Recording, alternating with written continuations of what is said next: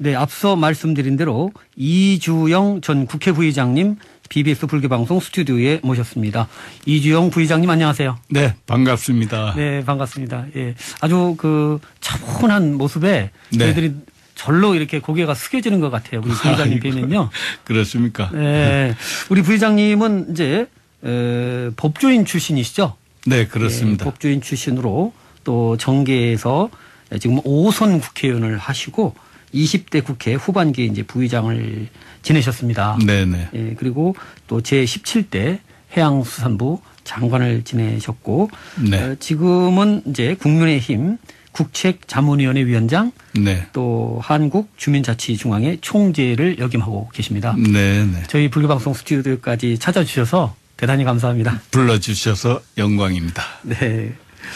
부의장님 지금 뭐 우리나라뿐 아니라 전 세계적으로 코로나 팬데믹 때문에 다들 네네. 힘든 상황 아니겠습니까? 예. 예, 부의장님은 요즘 어떻게 지내시는지요? 예. 정말 힘들죠. 특히 자영업자들이나 소상공인들이 좀 극한에 내몰리는 그런 상황입니다. 네. 주로 저는 고향 경남에 머물면서 많은 분들을 만나서 지역 현안 또 도민들의 삶을 어떻게 하면 좀 더 나아지게 할 수 있을까 하는 방안에 대해서 토론들을 하고 의견을 많이 듣고 있습니다. 또 국민의힘 국책자문위원장이기 때문에 네. 국민들의 현장 목소리를 당에 전하고 정권 교체를 위한 당의 결집에도 힘을 보태고 있습니다. 그래서 네, 경남과 서울을 매주 오르내리고 있습니다. 그렇군요. 정말 바쁘게 보내시는데 네. 지금 온 국민의 관심이 사실은 내년 3월 9일에 대통령 선거입니다. 네네. 요즘 대선 전국을 어떻게 바라보고 계신지 궁금해요. 예, 뭐 여야가 지금 치열하죠. 그런데 이제 작년 총선 직전에 이른바 권한유착 의혹 보도 네. 기억하실 겁니다. 네. 당사자로 지목된 한동 검사장에 대해서는 뭐 증거를 못 찾아서 불기소했다고 하고요. 네. 또 채널A 기자는 기소를 했는데 무죄 판결 났지 않습니까? 네. 그런 데서 보듯이 예. 현 정권과 정권 편향의 언론들의 역공작으로 결론이 났는데 또 국민의힘 경선 레이스의 이제 시작을 앞두고 네네. 윤석열 검찰의 고발 사주, 뭐 청부 고발 이런 의혹이 보도가 되고 네. 그런 걸 가지고 또 난타전을 벌이고 있는데 네. 이런 것들이 다 조작과 선동, 정치 공작으로 선거판을 흔들어 보려고 하는 시도가 아닌가 저는 그런 걱정이 앞섭니다. 사실 언론이 이 독립성을 잘 유지하면서 바른 눈으로서 이렇게 판단할 수 있도록 이렇게 도와주는 역할을 해야 되는데 네네. 예, 그런 유착 의혹이 있다는 것은 정말 그 후진적인 언론의 한 단면이 아닌가 싶어서 저희도 불교방송의 한 식구로서 부끄럽다 이런 생각이 드는데요. 네네, 맞습니다. 네네. 그런 면에서 민주당이 굉장히 그 국회의 그 3분의 2 의석을 거의 가까이 차지할 정도로 네네. 압도적인 지지를 받았다가 지금 이제 정권 말을 앞두고 굉장히 좀 지지도가 떨어지고 있는데요. 그런 원인을 지금 어떻게 좀 보고 계신지요? 예. 이 180석이 넘는다고 해서 입법의 독주, 네. 독선, 이런 것들을 이제 감행을 하니까 이 국민들이 이 오만한 정권이다, 오만한 집권당이다, 이제 이런 것들이고요. 그리고 민생에 당장 뭐 탈원전으로 경제가 상당히 무너져 내린다든지 또 소위 소득 주도 성장 정책 이건 아주 대표적인 실패 정책이라고 보고들이 있거든요. 그 최저임금의 급격한 인상이라든지 52시간제를 지나치게 경직되게 운영하는 것 등 그 일방적으로 밀어붙이는 그런 정책들 또 부동산 정책 이거 아주 대표적인 예. 실책이죠. 예, 서민을 위한다면서 서민에게 네네. 더 어려움이 가중되는 그렇게 그런 결과들이 초래됐죠. 예, 예. 거기에다가 이제 뭐 정권과 관계되는 그런 수사라든지 뭐 이런 문제에 있어서 네. 내로남불, 위선 또 공정과 상식이 붕괴되고 있기 때문에 국민들께서 집권당에 대해서 허탈해하고 분노를 사기 때문에 집권당의 지지율이 떨어져 가는 것 아닌가 그렇게 네. 생각합니다. 그 어려울수록 서로 이렇게 그 백지장도 맞들면 낫다는 마음으로 네네. 서로 이렇게 도와야 되는데 네, 지금 굉장히 서로 이렇게 반목하는 네네. 그런 어떤 흐름이 네네. 조금 국민에게는 굉장히 좀 걱정을 안겨주고 있거든요. 그렇습니다. 네, 정치인들이 예, 사실은 국민을 걱정해야 되는데 네. 거꾸로 국민이 정치계를 걱정해야 되는 그런 상황에서 우리나라 정치 수준이 예, 그래서 많이 발전은 했다 하지만은 네네. 그것은 이제 제도적인 발전이고 네네. 그 위에 추가적인 발전이 필요할 것 같은데 그런 면에서 이 대통령의 리더십에 대해서도 네네. 한 말씀 좀 주셨으면 좋겠어요. 네네. 좀 아주 국민들 사이에 그 갈등이 생긴다든지 네. 또 우리 국민들이 관심이 집중된 그런 문제들 최근에는 소위 언론의 재갈을 물린다고 하는 언론중재법의 이제 일방적인 강행 추진 네. 뭐 이런 문제들이 등장을 하면 예. 대통령이 어느 정도 가르마를 좀 타줘야 됩니다. 정리를 해줘야죠. 예, 네. 해줘야 되는데 네. 이런 때 대통령이 어디 계신가 하고 질문하는 그런 일들이 벌어져서는 안 되죠. 네. 대통령이 나서야 될 때 좀 나서서 할 말을 해주고 해야 되는데 말이 없다고 하는 거, 리더십이 없다는 얘기가 안 되겠나. 예전에는 너무 그 청와대가 네네. 앞서서 정리를 하다 보니까 정치권이 할 일이 없다 이런 말인데 요즘에는 예, 너무 예. 또 이렇게 예. 거리를 또 두는 네네. 문제점. 예. 그러니까 이제 더러는 예. 대통령이 비겁하게 뒤로 숨는 것 아니냐. 제대로 된 리더십을 발휘해서 네. 좀 상황을 정리해주고 네. 또 가르마를 타주는 네. 이런 역할이 지도자의 가장 중요한 그 덕목이거든요. 그렇죠. 그런 게 실종되면 리더십 문제 제기가 되는 거죠. 근데 청와대가 또 강력히 밀고 나갈 거는 밀고 나가거든요. 네네. 예. 그건 이제 국민 편가르기 하는 정책들. 예. 그러니까 이제 반발을 또 많이 사고 그렇게 해가지고 이 국력의 어떤 소모를 예. 없어도 될 소모를 일으키는 것. 그러니까 대통령이 결코 잘한다고 볼 수 없다. 저는 그렇게 봅니다. 이주영 국회 부의장님 입장에서는 그러면 국민의 네. 힘이 네네. 뭐 정말 우리 국민에게 네네. 어떤 희망을 줄 수 있다 이렇게 보시는지요? 네. 지금 정권 교체해야 되느냐 정권이 집권당으로 그대로 유지가 돼야 되느냐 하는 여론에 있어서 지금 교체해야 된다는 여론이 높거든요. 예, 그렇죠. 그러면 우리 국민의 힘은 우리 국민들에게 정권 교체로서 성과를 보여주고 우리 국민의 여망에 부응해야 된다. 그런 희망을 주는 것이 지금 국민의힘의 당면 과제다. 그렇게 하기 위해서 국민의 마음을 네. 한대로 모으는 그리고 이제 이 선거에 있어서도 전략이 중요하지 않습니까? 네. 구도가 중요하지 않습니까? 네. 그러면 그런 구도를 1대1로 맞추는 네. 그 야권 후보 단일화라든지 또 이슈의 선점을 통해서 네. 우리 국민들로 하여금 바로 국민의 힘에서 정권 교체의 희망을 찾을 수 있다 하는 확신을 심어주는 것이 필요하다. 네. 그렇게 생각합니다. 그렇다면은 그런 그 대선 경선 관리 국면에서 네네. 이준석 대표의 리더십에 대해서도 한 말씀 또 주셔야 될 것 같아요. 예. 균형적인 차원에서. 네네. 사실 이준석 대표가 당선되리라고 별로 처음에는 예측을 못했습니다. 네. 그런데 이제 이 정권 교체의 열망이 높은 데 따라서 그러면 어떻게 해야 되느냐?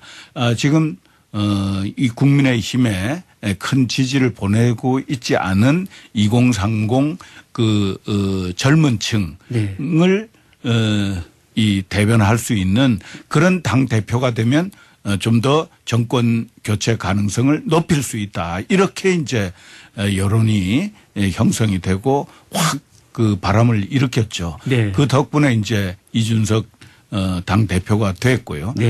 거기 그 직후에 참 새로운 신선한 바람을 일으켰죠. 젊은 선풍을 가지고 왔는데 네네. 그런데 이제 좀 말씀이 많다 보니까 더러는 좀 과하다. 그리고 당내 갈등을 일으킬 수 있는 그런 말보다는 당 대표면 정부 여당에 대한 비판을 우선적으로 해야 되는데 그런 부분들이 좀 소홀한 것 같다. 이런 이제 비판론들이 제기가 됐고 또 갈등이 좀 고조됨에 따라서 그게 이제 상황이 좀 정리된 것 같습니다. 이준석 대표도 좀 자제하기로 하고 요즘은 좀 말수가 많이 적어진 것 같습니다. 그런 면에서 뭐 우리 국민의힘의 어떤 그 집권 가능성 어떻게 보세요? 이제 열망이 높다 보니까 뭐 가능성 이런 측면보다는 더 당위성의 문제가 지금 우리 국민들 사이에 더 회자되고 있는 것이고요. 그런데 이 집권당은 이 국민의힘 야당에 대해서 뭐 언론도 많이 이제 자신들이 장악하고 있다 이렇게 봐서 그런지 끊임없이 이 야당 후보들을 흔들어 제낀다. 그래서 참 이 국민의힘 대선 승리가 쉽지 않을 것이다. 그런 생각을 하면서 우리 야권에서도 당내 경선할 때 치열하게 경쟁하는 것은 뭐 당연하지만 그래도 선은 넘지 않았으면 좋겠다. 나중에 원팀이 돼야 되기 때문에. 그리고 이런 여권의 네거티브 공세 이런 거에 대해서는 철저히 힘을 합쳐서 대응을 해나가야 된다. 그렇게 봅니다. 그 생각대로 잘 되면 이제 재집권 이제 가능성이 있다 이렇게 그 국민의힘이 그 어떤 반사 이익을 제대로 얻어가지 못한다. 실제 좀 그런 것으로 저도 봅니다. 왜냐하면 시중에 나가 보면 지난번에 조국 장관 그 사태라든지 또 그 뒤에 이제 이 윤석열 찍어내기 하는 그런 과정에서 볼 때 국민들의 저항이 굉장히 높았고 거기 따라서 정부 여당에 대한 지지도가 엄청 떨어졌습니다. 이게 공정과 상식이 무너지는 그런 이제 현상으로 보았기 때문에 그러면 국민의힘으로 그게 다 넘어와 줘야 되는데 압도적인 지지가 돼야 되는데 안 그렇죠. 국민의힘이 그렇다고 대안이 될 수 있냐? 국민의힘이 집권했을 때 우리 민생이 더 나아지고 국운이 더 상승할 수 있느냐에 대한 확신 이게 아직도 좀 부족하다 하는 것 같습니다. 국민의힘에서 그런 비전을 제대로 이렇게 제시 못하고 있다. 이런 그런 점들은 우리가 반성해야 될 것이고 분발해야 된다라고 근데 봅니다. 또 다른 면에서 우리 그 국민들이 좀 지켜보고 있다. 중간층에서 이렇게 봐도 될까요? 중간층에서는 아직도 좀 관망하는 분들이 더 많으니까 그런 현상이 나오고 있는 것 아닌가 그렇게 보고 우리 국민의힘 야권에서는 그분들의 마음을 사올 수 있는 그런 이제 인재 영입이라든지 정책 이슈 선점이라든지 이제 이런 것들을 아주 주도적으로 면밀하게 해나갈 필요가 있다 그렇게 봅니다. 그러니까 여권에서도 지금 이제 후보 경선 레이스가 이제 진행이 되고 있는데 우리 야권에서도 곧 시작이 되죠. 네, 그렇습니다. 예, 국민의힘에서도 될 텐데 후보들 그 네. 면면을 보시면서 예, 평가를 해보신다면은 어떤 네네. 말씀을 주실까요? 지금 여권에서는 이제 컷오프를 통과한 8분이 네. 경쟁을 하고 있고 네. 야권에서는 이제 막 시작되면서 후보 등록한 분들이 이제 12분이 네. 경쟁을 이제 시작을 하고 있는 상황인데요. 네. 그 면면들을 보면 그래도 다 나름대로 뭐 상당히 이제 괜찮은 후보들인데 예. 저희 야권 후보들을 보면 상당히 이제 그 다양한 분야의 특색이 있는 분들이 많이 나오셨어요. 이번에 예. 뭐 장기표 씨, 박진, 뭐 하태경, 뭐 등등 예. 제가 다 거론하기가 시간이 그렇습니다만은 이제 이런 분들 어떻게 보면 여기서 대통령이 한 분 나오면 예. 나머지 국무총리 장관들 뭐 다 시켜도 손색이 없을 정도의 경륜과 또 덕망 또 여러 가지 그 식견이 높다 그렇게 봅니다. 네, 그렇군요. 자, BBS 뉴스 사람들 오늘은 이주영 전 국회 부의장님과 함께 하고 있습니다. 네, 우리 이주영 부의장님은 사실 이제 법조인 출신으로 20대 후반기 부의장을 이제 지내셨고 또 해양수산부 장관도 이제 하셨는데 정치계에서 굉장히 오래 활동을 하신 거예요. 네네. 예, 돌아보실 때 좀 어떤 생각이 드는지 궁금합니다. 예.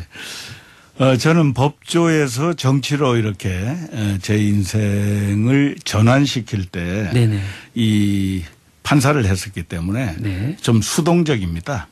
자신에게 배당되는 사건, 이건 누가 옳으냐 그르냐 이거 가려주는 좀 수동적인 그런 일이었다고 하면 이제 입법도 하고 정책 생산도 하고 또 비판도 하는 그런 가운데 우리 민생을 삶의 질을 높여 나가고 하는 이런 능동적인 이 작업이라고 그럴까 이런 걸 이렇게 해왔기 때문에 나름대로 저는 자부심을 가지고 또 많은 성과도 냈다. 그렇게 생각하고 있습니다. 그렇군요. 그 돌아보시면서 5선을 하시면서 그래도 가장 그 기억에 남는 일은 어떤 겁니까? 예, 많이 회자되는 것으로는 부부의 날 국가기념일 제정 5월 가정의 달에 부부는 둘이 하나가 되는 것이다 해서 21일을 부부의 날로 이렇게 기념하자 하는 이제 운동을 펼쳐왔는데 제가 이제 앞장서서 그걸 국가 기념일로 해가지고 전 국민들이 함께 하면서 부부의 소중함 또 가정의 화목이 우리 사회를 또 건전하게 발전시켜 간다. 이런 게 이제 하나 있었고 그렇죠. 또 사법개혁특위위원장 하면서는 이 우리 법관들이 있지 않습니까? 저도 뭐 법관을 20대부터 했습니다마는 이 20대부터 하는 법관 제도 이건 좀 그 재판의 본질에 맞지 않는 것 같다. 사회 경험을 좀 다양하게 하고 또 법조인 자격을 얻었다 하더라도 검사나 변호사나 뭐 이런 영역에서 좀 일을 하다가 이제 좀 고차원의 인생 판단이라고도 할 수 있는 판결을 하는 법관은 좀 연륜이 있고 또 덕망도 높고 실력도 갖춘 이런 40, 50대에서 법관이 되도록 하는 게 바람직하겠다. 제가 그 개혁을 해냈습니다. 그렇군요. 네네. 그렇군요. 사실 그 세상이 지금 크게 이제 변하고 있다고 합니다. 네네. 특히 이제 코로나19가 그런 변화를 더 가속화했다. 이런 말도 하고요. 네네. 그래서 이 앞으로 우리 정치가 그 어떻게 나가야 하는가 하는 이제 큰 이제 화두가 있는데 항상 이 법이라는 것은 현실 그 진행되는 것과는 늘 이렇게 뒤서거든요. 현실 변화가 있고 그 변화를 어떻게 정리하고 어떻게 개선해 나가는 게 좋겠다 해서 입법으로 하고 이렇게 이제 뒤쳐져 가는 이제 그런 모양새인데 제도 정립이라는 게 그렇습니다. 그것은 어떻게 보면 이제 운명과도 같은 이제 그런 현실인데 그래도 법과 제도가 꾸준히 또 뒷받침되어야만이 그 사회가 안정적으로 발전한다 이렇게 되는 건데요. 네네. 그렇죠. 실제로 이제 그런 법과 제도를 다루었던 정치인으로서 앞으로 우리 정치가 어떻게 되면 더 개선되겠다. 그런 그 지혜의 말씀을 좀 주셨으면 좋겠습니다. 우리 정치가 이제 그 건국 이후에 참 과거에 이제 선거에 돈도 많이 쓰고 하던 그런 시대에서 좀 맑고 투명하게 이렇게 많이 발전해온 건 또 사실입니다. 그럼요. 그럼에도 불구하고 아직도 선진국의 정치에 비해서 우리나라 정치가 너무 이 대통령 권력, 제왕적이라고 하는 이 권력 쟁취를 위해서 너무 지나치게 이제 싸움을 심하게 이제 하다 보니까 우리 국민들 사이에 분열이 일어나고 갈등이 너무 깊어지고 또 배제하는 이런 일들이 벌어지고 해서 이게 우리 사회의 큰 병폐다. 이게 정치의 문제다. 이런 생각들을 저 역시 하고 있기 때문에 이런 국민 통합을 이루어서 소모적인 그런 정치를 좀 줄여가고 또 이 최근에 이제 너무 내 편 이렇게 챙기다 보니까 이게 공정과 상식이 무너져 가는 거예요. 소위 내로남불 위선 이런 게 이제 일어나고 있는데 이런 거 회복하는 것 이런 것들이 정치가 먼저 나서서 바로 잡아야 될 그런 문제들이다. 그렇게 생각합니다. 그렇지 못하기 때문에 사실은 이런 그 소모적인 정치 속에서 국민들이 그 정치에 대한 그 무관심, 무관심이 이제 커지고 그것은 또 다시 피드백이 되어서 정치적인 어떤 그 독재 이런 것을 또 가속화할 수도 있잖아요. 견제와 균형이 이루어져야 되는데 그 제대로 이루어지지 않을 때 독선을 더 부르게 되는 그런 문제가 또 있는 거죠. 최근에 그 집권 여당이 그런 문제에 부딪혀 있는 거죠. 그리고 뭐 내가 하는데 너희들 뭐 반대하는 거 뭐 우리 그렇게 눈여겨보지 않을 정도로 우리는 힘이 있으니까 뭐 마음껏 떠들어 봐라. 우리는 한다. 이런 식이거든요. 그렇게 한 나라들이 잘된 나라가 없습니다. 히틀러도 그렇게 그런 식으로 해가지고 집권한 뒤에 자기 권력을 강화해서 그 전제 독재 국가를 만들어가지고 인류의 큰 범죄를 저질렀지 않습니까? 압도적인 지지로 당선이 됐기 때문에 그 어떤 절차적인 정당성을 가지고 자기의 어떤 정치 노선이나 이런 것에 대한 정당성을 또 정당화했던 그런 안타까운 이제 사건이었는데 그 의원님께서 뭐 요즘에 SNS를 통해서도 또 활약을 또 하고 계시고 그런데 우리 국민들이 이 정치 발전을 위해서 어떻게 좀 대처를 했으면 좋겠는지 혹시 국민들께 당부하고 싶은 부분도 있으실까요? 이제 우리 국민들께서 냉철하게 판단을 잘해 주셔야 되죠. 심판 역할이니까. 지금 이렇게 여야가 이 대선 쟁패전을 이렇게 벌이고 있을 때 여기에 뭐 여러 가지 공작적인 그런 이제 문제들도 등장하거든요. 여기에 대해서 판단을 제대로 해줘야 누가 이거는 옳고 이거는 또 가짜 뉴스고 뭐 이런 것들을 잘 선별해서 판단해서 그런 것들이 우리 정치에 또 선거 무대에서 자리 잡지 못하도록 추방되도록 우리 국민들께서 이건 지켜주셔야 된다. 그렇게 부탁드리고 싶습니다. 근데 언제나 이 선거 결과를 그 뒤돌아보면요.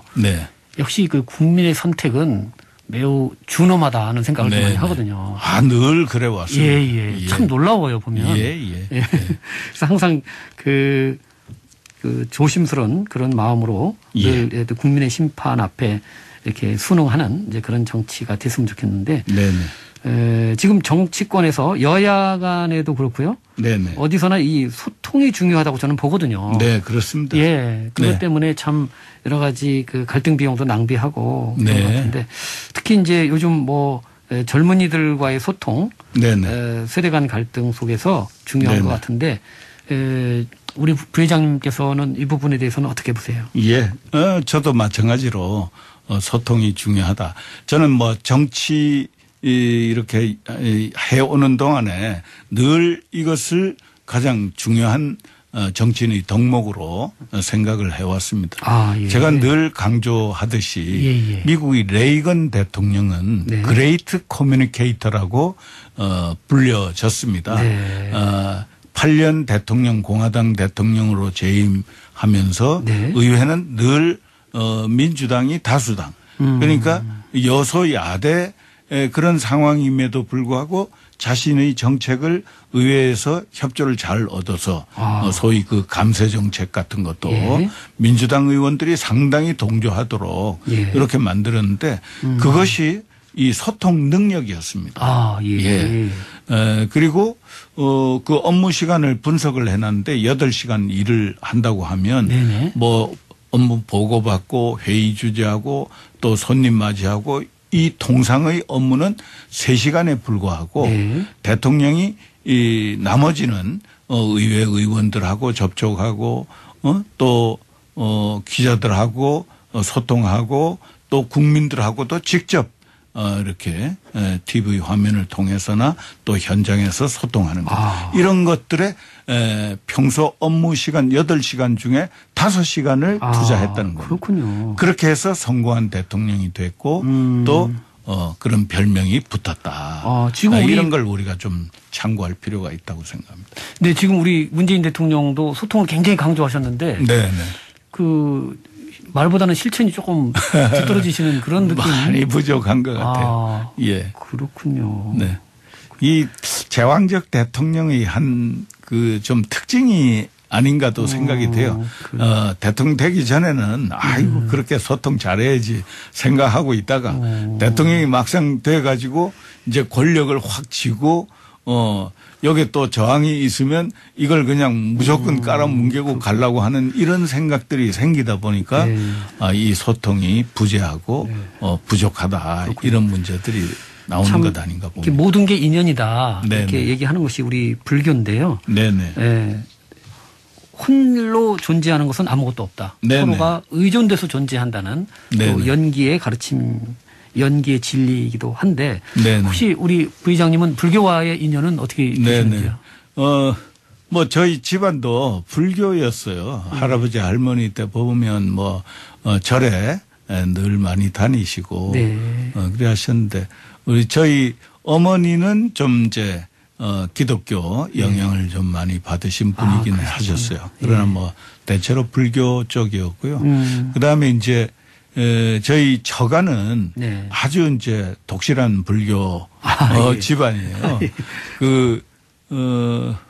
고성 옥천사 그 부근이 이제 그 고향인데 그 옥천사의 중창 불사를 할 때에도 그 저희 처가 윗대 이제 어른들이 적극 참여를 하셨다고 이렇게 전해 듣고 있고요. 저희 집사람은 또 대학생 불교연합회 대불련 그 활동을 뭐 얼마나 열심히 했는지 지금도 그 동지들 간에 유대가 아주 끈끈한 것 제가 옆에서 많이 지켜보고 저도 그 옆에서 같이 따라다니면서 우리 불교 덕도 제법 많이 보고 있습니다. 네, 그렇군요. 자, 그런 면에서 혹시 내년 대통령 선거를 앞두고 있는데 불교 종단에 건의하고 싶은 내용도 있으실까요? 첫째는 이 불교의 이 가르침이 인성 교육에 굉장히 도움이 크게 되는 거예요. 이 마음을 바르게 이제 이렇게 갖는 수행 이게 이제 불교 정신이다 이렇게 보면 그래서 이거를 청소년 기에 잘 그 부처님의 가르침이 이렇게 스며들 수 있도록 하는 이런 노력들을 좀 더 많이 해주면 좋겠다는 생각이 들고요. 그다음에 이제 불교를 비교적 접하지 못했던 저 아프리카 같은 지역. 네. 제가 이제 이 아프리카 외교의 중요성을 많이 강조하고 있는데 네. 좀 만나보면 불교를 잘 모르고 그렇게 이제 지내오는데 네. 그런데도 좀 포교 활동을 우리 이제 한국 불교가 좀 네. 중심이 돼서 적극 좀 펼쳐 줬으면 좋겠다. 그렇게 해서 세계 평화를 이루고 세계인들의 마음에 어떤 불심을 통해서 세계가 하나의 융합이 될 수 있도록 하는데 한국 불교가 기여를 해 줬으면 좋겠다는 네. 생각입니다. 지금 뭐 아프리카 탄자니아에 네네. 보리가람 농업기술대학이라고 네네. 이제 세워서 네네. 이제 졸업생을 이제 배출하고 있는데 네네. 그런 사례들 네. 예, 저도 말씀 들었는데 네. 좀 더 적극적으로 많이 펼쳐 주셨으면 합니다. 알겠습니다. 혹시 뭐 저희 BBS 불교방송 같은 네. 매체에도 당부하고 싶은 말씀 있으시면 예. 주시지요. 이제 뭐 BBS도 불교 방송이긴 합니다만은 그래도 또 언론 매체이기 때문에 네. 뭐 보도도 하고 여러 가지 뉴스 이제 방송도 이제 많이 하시는 편인데 네네. 최근에 그 언론중재법 이런 문제에 있어서도 좀 과감하게 잘못된 건 잘못됐다라고 이 BBS에서도 좀 적극 나서 주시면 안 좋겠나. 지금 언론 단체들 반발 이런 또 국제적인 비판이 많이 일어나고 있기 때문에 네. 지금 집권 여당과 정부에서 숨고르기에 좀 들어갔다고 보이는데 네. 이런 가짜 뉴스 배격하기 위해서 이 뭐 징벌적 배상을 너무 과하게 이렇게 해서 언론 재기능을 못하게 하겠다 하는 그런 우려들이기 때문에 그렇죠. BBS도 좀 적극적으로 이 문제에 좀 나서 주시면 좋겠다는 부탁드리고 싶습니다. 예, 취지를 잘 살려서 입법이 진행됐으면 좋겠다 이런 말씀으로 듣겠습니다. 자, 어느덧 이제 이 시간 마무리할 시간인데요. 네네. 우리 이주영 전 국회 부의장님의 앞으로의 원력, 계획 듣는 것으로 오늘 시간 마치도록 하겠습니다. 네네. 뭐 저는 앞에서도 말씀드렸습니다마는 국민의 여망에 부응하는 정권 교체 반드시 이루도록 힘을 모으고 또 고향 이제 경남을 위한 봉사 이걸 이제 제 정치 마무리로 이렇게 생각을 합니다. 네. 김경수 전 도지사가 드루킹 댓글 조작으로 이제 지사직이 박탈됐는데요. 네네.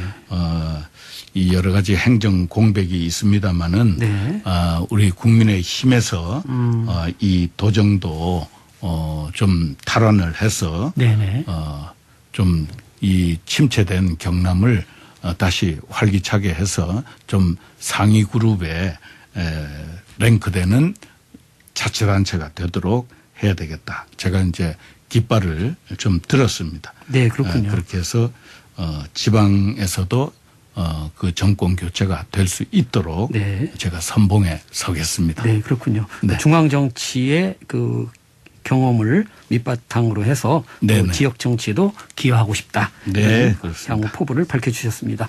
네. 예, 이주영 부의장님 오늘 시간 대단히 고맙습니다. 네, 감사합니다. 지금까지 이주영 전 국회 부의장님과 함께했습니다.